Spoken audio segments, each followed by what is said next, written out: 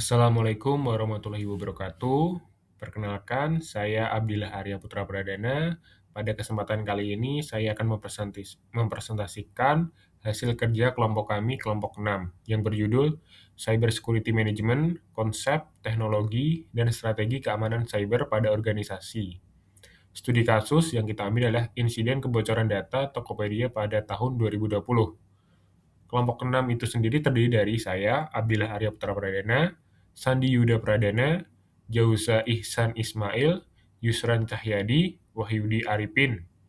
Kemudian, untuk slide selanjutnya akan saya lanjutkan. Oke. Pada slide pertama ini, pada bab 1, yaitu latar belakang, perkembangan teknologi informasi dan komunikasi telah mendorong transformasi digital dalam proses bisnis, khususnya pada sektor e-commerce. Meningkatnya penggunaan platform digital menyebabkan organisasi mengelola data transaksi, keuangan, dan data pribadi pelanggan dalam jumlah besar. Kondisi tersebut meningkatkan risiko ancaman cyber, sehingga cyber security management menjadi aspek penting dalam menjaga keamanan data, keberlangsungan operasional, dan reputasi organisasi. Kemudian, cyber security management tidak hanya menjadi tanggung jawab teknis divisi TI atau teknologi informasi, tetapi juga mencakup tata kelola, kebijakan, kepatuhan hukum, dan budaya organisasi.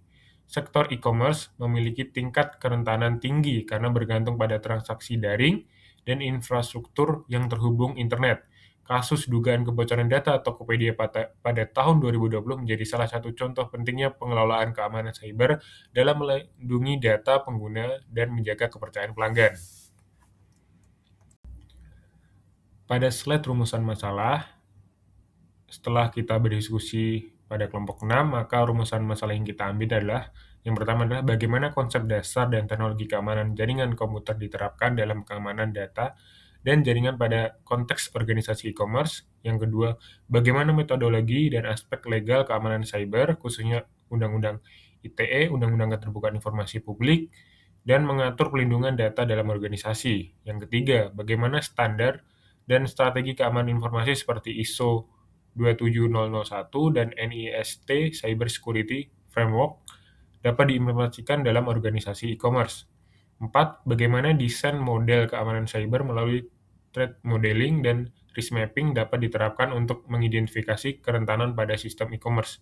5. Bagaimana kronologi, penyebab, dan dampak insiden kebocoran data Tokopedia tahun 2020 dianalisis menggunakan karakter cyber security management. Dan yang terakhir adalah bagaimana rekomendasi pengembangan model keamanan cyber lanjutan dan simulasi implementasi bagi organisasi e-commerce. Oke, saya lanjutkan. Pada tujuan penelitian ini, maka kami kelompok 6 merumuskan tujuan penulisan makalah ini adalah yang pertama adalah menjelaskan konsep dan teknologi keamanan jaringan komputer serta pengamanan berbasis data dan jaringan dalam konteks organisasi. Kedua, menganalisis metodologi dan aspek legal keamanan cyber berdasarkan Undang-Undang ITE, Undang-Undang KIP, dan GDPR. Dan ketiga, menguraikan penerapan standar dan strategi keamanan informasi ISO 27001 dan NIST dalam organisasi. Keempat, mendesain model keamanan cyber melalui pendekatan threat modeling dan risk mapping. Kelima, menganalisis studi kasus kebocoran data Tokopedia tahun 2020 sebagai representasi ancaman cyber pada sektor e-commerce. Keenam, atau yang terakhir adalah memberikan rekomendasi pengembangan model keamanan cyber lanjutan beserta simulasi implementasinya. Sekian presentasi dari saya. Kemudian untuk slide selanjutnya akan dilanjutkan oleh rekan saya. Terima kasih. Selanjutnya, saya Sandi Yuda Pradana akan menjelaskan terkait dengan konsep Cyber Security Management. Cyber Security Management merupakan proses pengelolaan risiko keamanan informasi yang sistematis dan berkelanjutan, mencakup perencanaan, penerapan, pemantauan, evaluasi, hingga perbaikan kebijakan dan kontrol keamanan siber.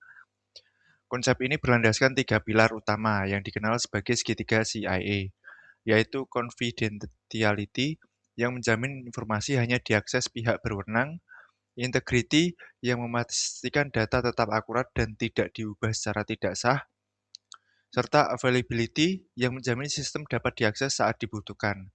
Selain CIA, Cyber Security Management modern menekankan aspek tata kelola, manajemen risiko, dan kepatuhan. Sehingga keamanan cyber merupakan isu manajerial dan strategis, bukan semata-mata persoalan teknis. Kemudian, teknologi keamanan jaringan dalam komputer. Teknologi keamanan jaringan komputer. Teknologi keamanan jaringan merupakan komponen teknis yang mendukung implementasi cyber security management. Teknologi utama yang umum digunakan meliputi firewall sebagai penyaring lalu lintas jaringan, IDS atau IPS untuk mendeteksi dan mencegah aktivitas mencurigakan, VPN untuk mengamankan komunikasi melalui jaringan publik, serta enkripsi data baik saat transit maupun saat disimpan. Selain itu, SIEM digunakan untuk menganalisis log keamanan secara terpusat guna mendeteksi anomali sejak dini. Sementara Web Application Firewall menjadi komponen penting bagi organisasi e-commerce karena melindungi aplikasi web dari serangan SQL injection, cross-site scripting, dan serangan lapisan aplikasi lainnya. Pengamanan berbasis data dan jaringan dalam konteks organisasi. Pengamanan data dalam organisasi tidak hanya berfokus pada aspek teknis, tetapi juga ada tata kelola data melalui klasifikasi data berdasarkan sensitivitasnya. Penerapan prinsip least privilege dalam pemberian hak akses serta segmentasi jaringan untuk membatasi dampak insiden pada satu segmen. Pendekatan Zero Trust arsitektur semakin banyak diadopsi dengan prinsip bahwa tidak ada entitas yang dipercaya secara otomatis, sehingga setiap permintaan akses harus diverifikasi secara berkelanjutan. Pendekatan ini relevan bagi e-commerce yang memiliki arsitektur kompleks, melibatkan banyak pihak ketiga, dan dapat diakses dari berbagai lokasi serta perangkat. Yang selanjutnya adalah metodologi dan aspek legal keamanan siber. Yang pertama, UU ITE, Undang-Undang Nomor 11 Tahun 2008 sebagaimana diubah dengan UU Nomor 19 Tahun 2016 dan terakhir UU Nomor 1 Tahun 2024 merupakan landasan hukum utama di Indonesia yang mengatur legalitas transaksi elektronik, tanda tangan elektronik, serta tindak pidana akses ilegal dan penyalahgunaan data elektronik bagi organisasi e-commerce. UU ITE ini menjadi rujukan kewajiban perlindungan data pengguna beserta konsekuensi hukum apabila terjadi kebocoran akibat kelalaian sistem keamanan. Yang kedua, UU KIP, Undang-Undang Nomor 14 Tahun 2008 mengatur hak masyarakat memperoleh informasi publik sekaligus mengatur klasifikasi informasi yang dikecualikan karena bersifat rahasia. Prinsip ini relevan sebagai pembanding dalam memahami batasan antara transparansi informasi dan kewajiban menjaga kerahasiaan data.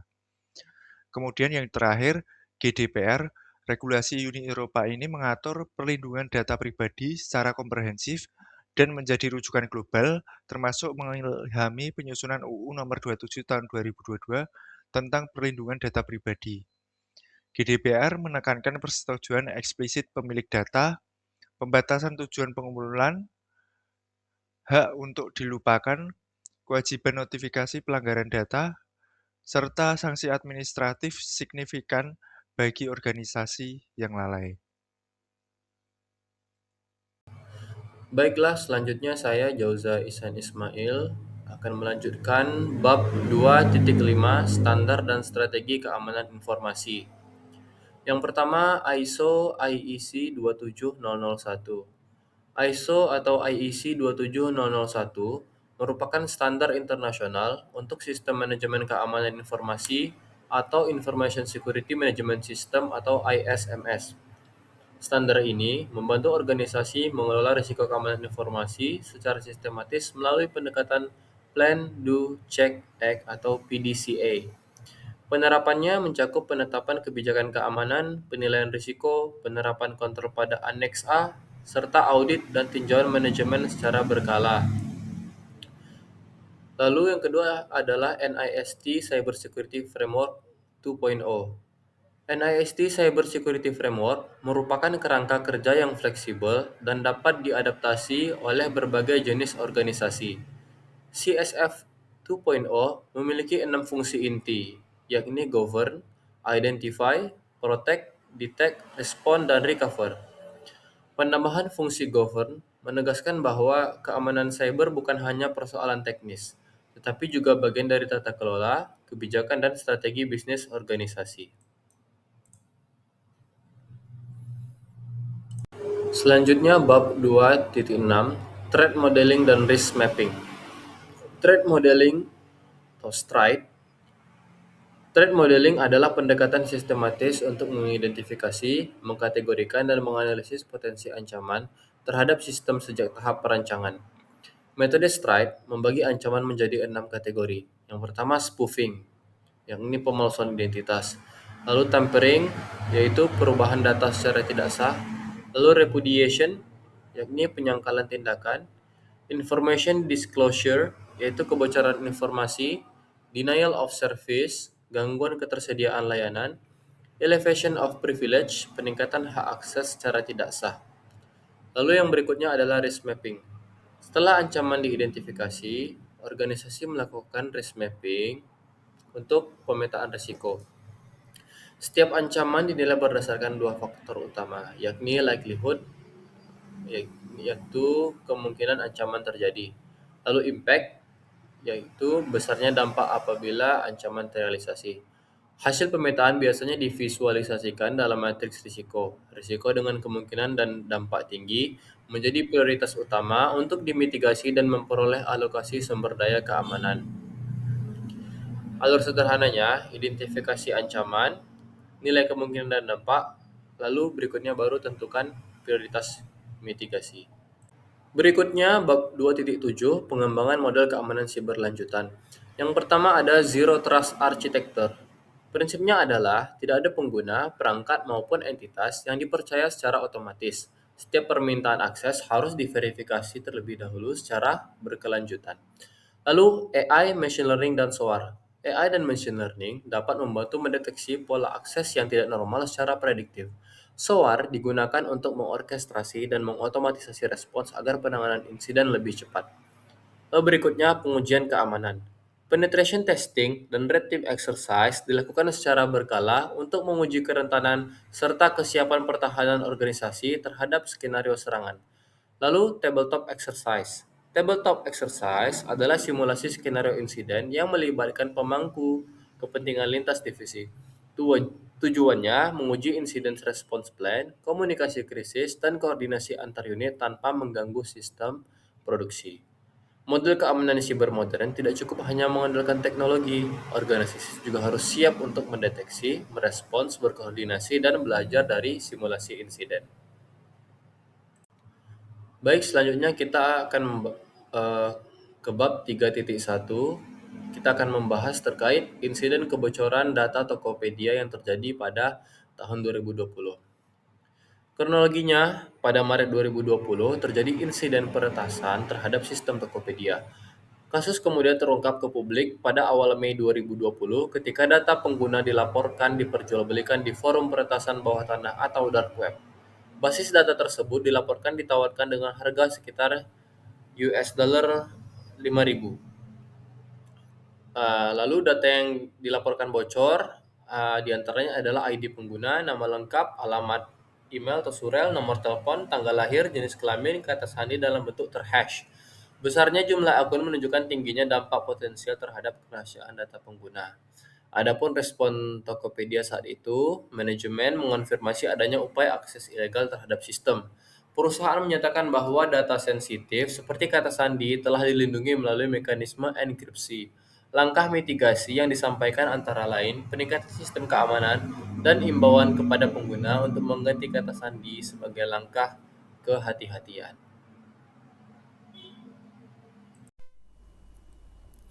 Baiklah, saya Yusran Cahyadi akan melanjutkan pada bab 3.2 yaitu analisis kronologi dan modus serangan. Berdasarkan informasi yang berkembang di ruang publik, insiden ini diduga bermula dari adanya kerentanan pada salah satu titik akses sistem Tokopedia. Kerentanan tersebut kemudian diduga memungkinkan pihak yang tidak memiliki wewenang untuk mendapatkan akses ke basis data pengguna.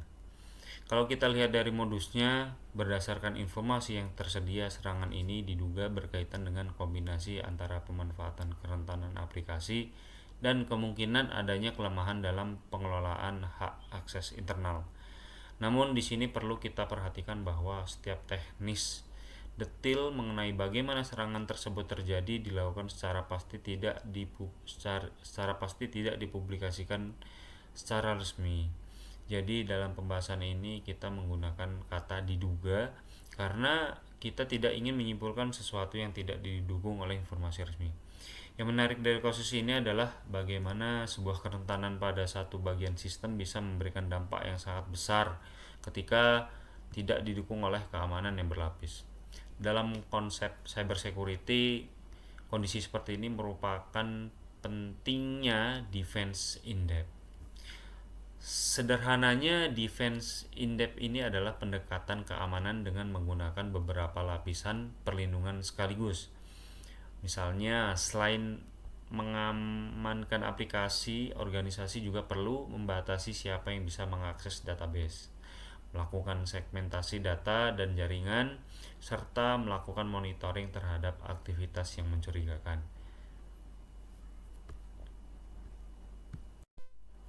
Selanjutnya kita masuk ke bagian 3.3, yaitu analisis menggunakan threat modeling, STRIDE, dan risk mapping. STRIDE merupakan salah satu metode yang digunakan untuk mengidentifikasi dan mengelompokkan jenis ancaman yang mungkin terjadi pada sebuah sistem. Ada 6 kategori dalam STRIDE, yaitu spoofing, tampering, repudiation, information disclosure, denial of service, dan elevation of privilege. Kalau kita hubungkan dengan kasus Tokopedia, ancaman yang paling relevan adalah information disclosure dan elevation of privilege. Yang pertama kita bahas adalah information disclosure. Nah, information disclosure ini bisa kita pahami sebagai kondisi ketika informasi yang seharusnya hanya bisa diakses oleh pihak tertentu justru dapat diakses oleh pihak yang tidak memiliki wewenang. Dalam kasus Tokopedia ini, data pengguna diduga mengalami kebocoran dan kemudian diperjualbelikan di dark web. Karena data yang terdampak jumlahnya sangat besar dan menyangkut informasi pengguna, maka ancaman ini kita kategorikan sebagai risiko tinggi. Nah, kemudian yang kedua, elevation of privilege. Ancaman ini berkaitan dengan kemungkinan adanya peningkatan hak akses secara tidak sah, yang artinya pihak yang awalnya tidak memiliki hak untuk mengakses data tertentu diduga bisa memperoleh akses yang lebih tinggi sehingga dapat masuk ke basis data. Ancaman ini juga masuk kategori tinggi karena jika seseorang berhasil mendapatkan hak akses tersebut, maka dampaknya bisa semakin luas. Sementara itu, untuk kategori spoofing, tampering, dan denial of service, berdasarkan analisis dalam makalah, ketiganya tidak menjadi faktor dan fokus utama dalam kasus ini. Sedangkan repudiation berada pada tingkat risiko sedang karena terdapat keterbatasan informasi publik mengenai log, audit, dan identitas pelaku. Setelah ancaman diidentifikasi menggunakan STRIDE, selanjutnya dilakukan risk mapping. Risk mapping digunakan untuk melihat tingkat risiko berdasarkan kemungkinan terjadinya ancaman dan dampak yang ditimbulkan. Dari hasil pemetaan tersebut, information disclosure dan elevation of privilege menjadi prioritas utama karena keduanya memiliki dampak yang besar terhadap kerahasiaan data jutaan pengguna. Selain kebocoran data itu sendiri, terdapat juga risiko lanjutan. Misalnya, data tersebut dapat dimanfaatkan untuk phishing atau social engineering. Nah, jadi dari analisis ini dapat kita lihat bahwa organisasi harus memberikan prioritas mitigasi pada ancaman yang memiliki dampak paling besar, bukan hanya fokus pada semua ancaman secara sama rata. Selanjutnya pada bab 3.4 analisis kesenjangan terhadap ISO 27001 dan NIST Cyber Security Framework. Di bagian ini kita mencoba melihat dari kasus yang terjadi, area keamanan apa saja yang seharusnya mendapatkan penguatan jika dikaitkan dengan kedua framework tersebut. Pertama, kita lihat dari sisi ISO 27001. ISO 27001 merupakan standar untuk sistem manajemen keamanan informasi. Dalam kasus ini terdapat beberapa area yang perlu diperkuat, terutama akses control, secure system development, dan vulnerability management. Yang pertama, akses control. Akses kontrol ini penting untuk memastikan bahwa setiap orang hanya mendapatkan akses sesuai dengan kebutuhan dan kewenangannya. Kemudian yang kedua ada secure system development. Secure system development berkaitan dengan bagaimana sistem dikembangkan dengan memperhatikan keamanan sejak awal, bukan baru diperbaiki ketika sudah terjadi masalah. Lalu yang ketiga ada vulnerability management. Vulnerability management ini berhubungan dengan bagaimana organisasi secara rutin mengevaluasi dan menangani kerentanan yang terjadi pada sistem. Dan yang terakhir, ISO 2700 ini berfokus pada kontrol keamanan untuk mencegah dan mengurangi risiko. Kemudian selanjutnya kalau kita lihat dari NIST Cyber Security Framework, ada beberapa fungsi yang cukup relevan dengan kasus ini. Yang pertama adalah detect dan respond. Ketika terjadi sebuah serangan, kemampuan organisasi untuk mendeteksi aktivitas mencurigakan dan kemudian merespon dengan cepat itu merupakan tindakan atau perilaku yang sangat penting, karena semakin cepat sebuah insiden diketahui dan ditangani, maka kemungkinan dampaknya meluas dapat semakin kecil. Kemudian yang kedua, identify. Identify ini penting untuk memastikan organisasi mengetahui aset apa saja yang dimiliki dan data apa saja yang perlu dilindungi. Lalu yang ketiga, govern. Govern menegaskan bahwa keamanan cyber tidak hanya menjadi tanggung jawab pada bagian IT, tapi juga menjadi tanggung jawab divisi lain dan tanggung jawab manajemen. Dan yang terakhir, kerangka NIST yang mendukung penerapan keamanan yang dilakukan secara bertahap. Kemudian yang selanjutnya pada bab 3.5, dampak hukum dan kepatuhan. Ketika terjadi kebocoran data, masalahnya bukan hanya mengenai kerugian teknis ataupun reputasi perusahaan. Ada juga aspek hukum yang perlu diperhatikan. Yang pertama dari perspektif UU ITE, akses ilegal terhadap sistem elektronik dapat menimbulkan konsekuensi hukum bagi pelakunya. Yang kedua ada Undang-Undang Perlindungan Data Pribadi atau UU PDP. UU PDP ini menjadi semakin penting karena secara khusus mengatur mengenai perlindungan data penggunanya. Yang ketiga, kalau kita melihat dari prinsip GDPR, insiden dapat memicu kewajiban notifikasi pelanggaran data kepada otoritas dan terdampak dalam kurun waktu tertentu. GDPR juga mengenal sanksi administratif yang signifikan bagi organisasi yang terbukti lalai dalam menerapkan kontrol keamanan. Kemudian yang keempat adanya relevansi UU Keterbukaan Informasi Publik atau UU KIP. Dalam konteks ini, prinsip keterbukaan informasi relevan untuk mempertimbangkan sejauh mana organisasi mampu menyampaikan informasi insiden kepada publik tanpa mengganggu investigasi dan keamanan lanjutan. Selanjutnya, saya Sandi Yuda Pradana akan melanjutkan presentasi pada bab 3.6 ini menjelaskan terkait rekomendasi model keamanan berlanjutan dan simulasi implementasinya. Organisasi e-commerce jenis Tokopedia direkomendasikan mengembangkan model keamanan berlanjutan berikut.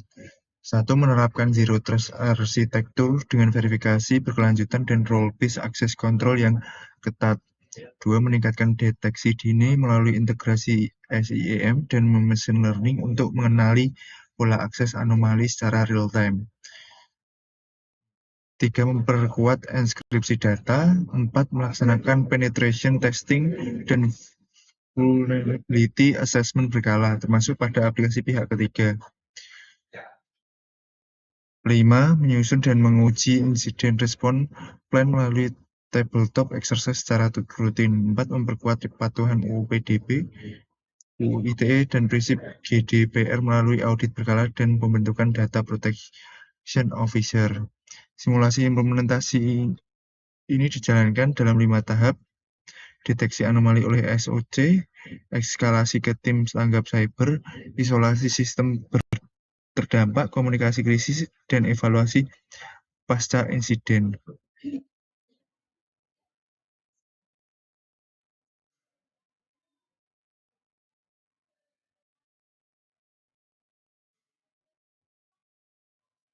Kemudian selanjutnya pada bab 4 kesimpulan, cybersecurity management merupakan pendekatan holistik yang mengintegrasikan teknologi, tata kelola, dan kepatuhan hukum untuk melindungi kerahasiaan, integritas, dan ketersediaan informasi. Teknologi seperti firewall, IDS atau IPS, enkripsi, dan WAV perlu diimbangi tata kelola data yang baik serta kepatuhan pada UU ITE, UU KIP, dan prinsip GDPR. Standar ISO 27001 dan NIST Cybersecurity Framework menyediakan kerangka membangun sistem manajemen keamanan informasi yang matang, sementara threat modeling dan risk mapping membantu memprioritaskan mitigasi risiko secara sistematis. Kasus kebocoran data Tokopedia 2020 menunjukkan sektor e-commerce rentan terhadap informasi disclosure dan elevation of privilege sehingga menuntut penguatan kontrol akses, deteksi dini, dan kesiapan respon insiden. Pengembangan model berbasis Zero Trust arsitektur, kecerdasan buatan, dan tabletop exercise menjadi langkah strategis meningkatkan ketahanan cyber ke depan.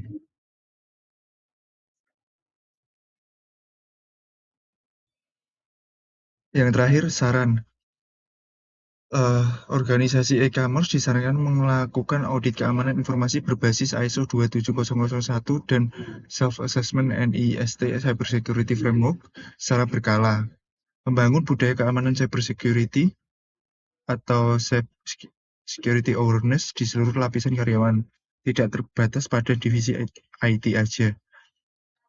Memperkuat koordinasi antara organisasi, regulator, dan otoritas terkait dalam merespon insiden lintas sektor, termasuk mekanisme pelaporan yang lebih transparan kepada publik.